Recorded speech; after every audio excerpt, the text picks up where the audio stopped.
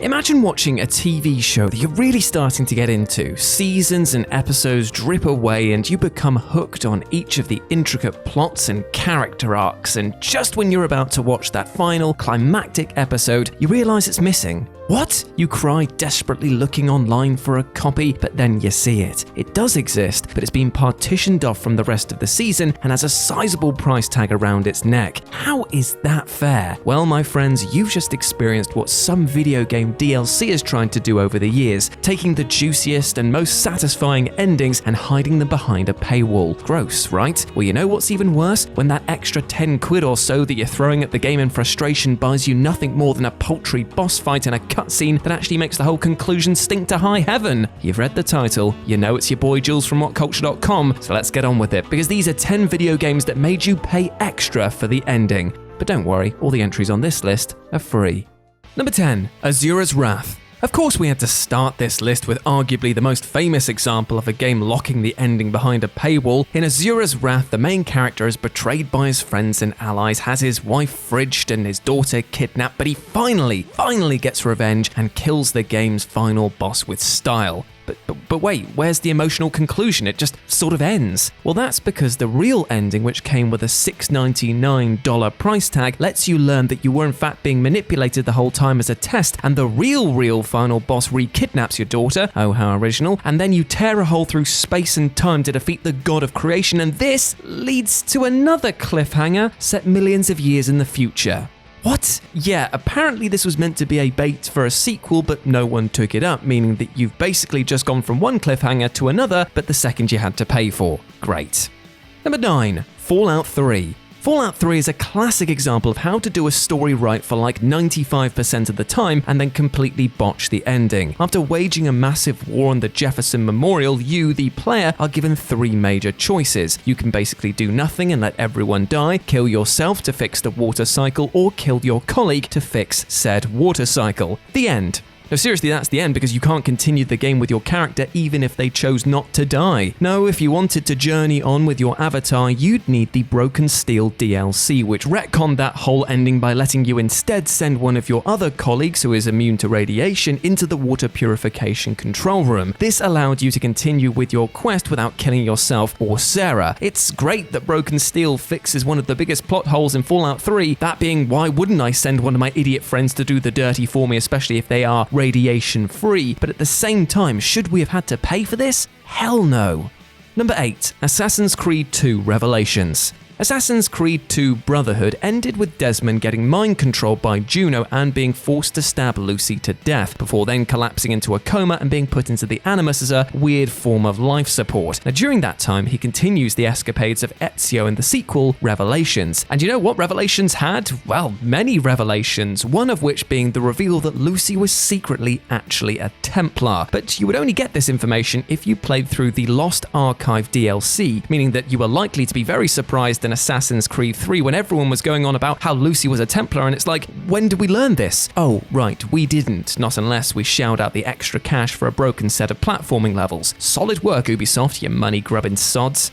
Number 7, Prince of Persia. The 2008 reboot of the Prince of Persia franchise had a very interesting story that revolved around a character called Elika, who had died, unfortunately leading her father to sacrifice himself to the demon Ahriman, who promised to revive her. But in the process, Ahriman spread darkness all over the realm and corrupted the world. The prince and Elika worked together to undo the damage that her father did and wind up fighting against Ahriman after finishing off her corrupted father. But in a melancholy twist, it's discovered that the only way to seal this demon away for good is for Elika to sacrifice herself, which she ultimately does. The prince, unable to cope with her death, makes a deal to revive her once more in exchange for freeing Ahriman, and the game ends with the prince carrying the newly revived Elika away from the temple, where we can see the darkness spreading all over the world again. It's a strange, bittersweet ending, but one that actually... Wait, what's this? An epilogue DLC? Oh, hold on guys, I better play this to make sure that nothing bad happens. Wait, what the hell is this? They kill the dad again and then part ways? You just took a good ending and pissed all over it, and I had to pay for the privilege as well? Get out.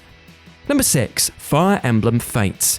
Fire Emblem is a series that has been going on for absolutely ages, having originally debuted in 1990 on the Famicom/NES. Fast forward to 2015 and Fates has just been released in multiple forms, kind of like a bastardized Pokemon game, under the names of Birthright and Conquest. Now, Birthright and Conquest were different versions of the same story, allowing the player to go down separate rabbit holes within the same world and alongside the same characters. So in order to get the full story, you would, of course, have to buy a copy of each. But more than that, regardless of which version you bought or how many copies you've already got, if you want the air quotes true ending, often referred to as the golden ending by fans, then you also needed to pay $20 to download Revelation. That's $20 on top of the $40 you've spent for either Birthright or Conquest, and $80 if you bought both of them, meaning that you had to pay $100 to get all three storylines. Ouch. Luckily, this trick hasn't been repeated in the franchise since.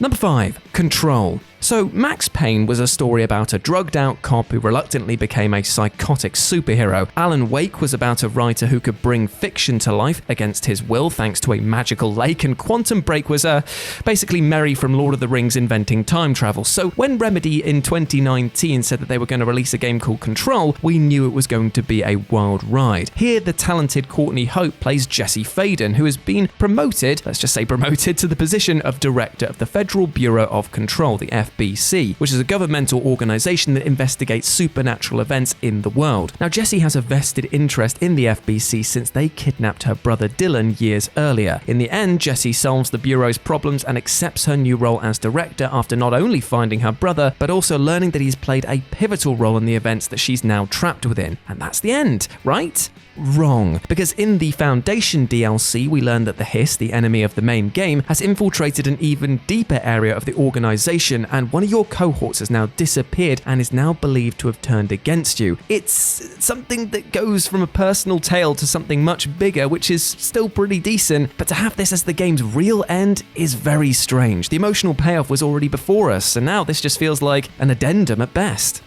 Number 4, Dying Light. Dying Light ended with a brutal fight atop a zombie-filled tower and the main bad guy getting thrown from a roof. The main character, Kyle Crane, decides to abandon his initial mission and stay in the city to help the survivors within, which seems like a pretty good way to end things in my opinion. But then the following DLC expansion pack came out, which opens up sometimes later with the rumors of a cult that has developed a cure who are now spreading throughout the city. Now, Crane opts to infiltrate the cult in order to find out if the cure is real, and he learns it is most certainly not. In reality, it's a half measure that turns the infected user into a sentient zombie during the day and a feral beast at night. The player now has a few options come the close of this DLC: fight the final boss and become infected with the sentient zombie potion, or nuke the whole city and kill everyone. Either way, it's not only basically killing the main character, but it also dooms everyone that he was trying to save, rendering the original ending absolutely moot. Great.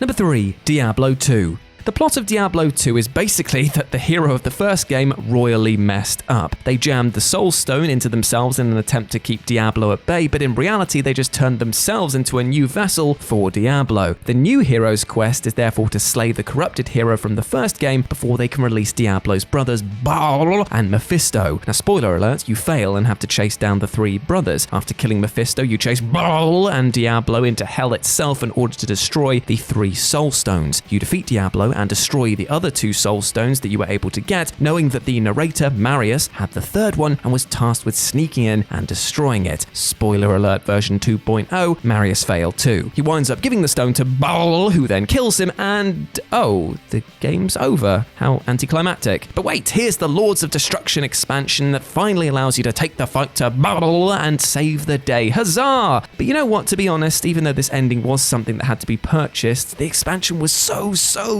good that I am kind of giving it a pass here because I would have bought it regardless. Number 2, Dead Rising 4. No, I don't want to talk about Dead Rising 4. It makes me so upset to see how this series fell from grace with this game. To be honest, I was glad to see Frank West die at the end of this, because at least he was put out of his misery of being in this soulless iteration of the franchise. And yet, he didn't stay down for long. With Frank Rising, we got to play as Frank West as a zombie, which I'll admit was probably more fun than the main game, but still shouldn't have ever existed. And you know why? Because thanks to your actions in this DLC, DLC, Frank survives and goes on to become a best-selling author. Let the man rest, please. He's been through enough, and to be honest, you're never going to top Dead Rising 2 off the record. That game was chef's kiss, so don't even try. And number 1, Kingdom Hearts 3. Kingdom Hearts 3 started development in 2005. It was released in 2019. That is more than enough time to sort a story out, right? Well, apparently there was still more narrative to tell come the end of this game, as the Remind DLC, which came at a huge price of $30, plugs into the game to focus on what happened to Sora. The ending of the vanilla experience, without getting too much into the silly bollocks that is the plot, sees Sora fade away after saving the day, but there's this threat that this darkness may indeed return. It's ambiguous, and for all accounts, it's actually a pretty moving end. But the DLC changes this by having Sora battle Yozora, a side character who you meet earlier in the game. If you lose, Yozora essentially crystallizes Sora and takes his place, but if you win, Yozora fades away and Sora returns. Either way, the game is probably best summarized by Yozora and Sora's final words, which are, "None of this makes any sense to me." And you know what? Your wallet will probably be screaming these words as well. And there we go, those were 10 video games that made you pay extra for the ending. I hope that you enjoyed that, my friends, and please let me know what you thought about it down in the comments section below, as well as any other choices that you might have had, because who knows, I might return to do a commenters edition of this further down the line. If you want to chat to me further about video games, movies, TV, and anything else, you can do so over on Twitter at RetroJ0, or you can check out my board game channel, which is called Live and Let's Dice. But before I go, I just want to say one thing. We spoke today about video games and their endings. And you know what? In our lives, will eventually come to an end. It's a sad fact, but unfortunately, all of us will die at some point. I'm not trying to bum you out. I'm actually trying to lead out into something a bit more positive, which is, even though that we know that the ending is determined, we can make sure that the journey getting there is an enjoyable one filled with love, support, friendship, fun, and family. So you know what? What I'm asking you today is go out there, be the best possible person that I know you can be, and be kind to yourself and every person that you meet. Because trust me, when you start spreading out that positivity, it grows and grows and grows. And if you need help finding that light, getting that ignition switch sparked off, then remember, friends, family, and professionals in the support industry care about you and want you to do well. So go out there and absolutely smash it, you big ledge. Big love from me to you. As always, I've been Jules. You have indeed been awesome. Never forget that, and I'll speak to you soon. Bye.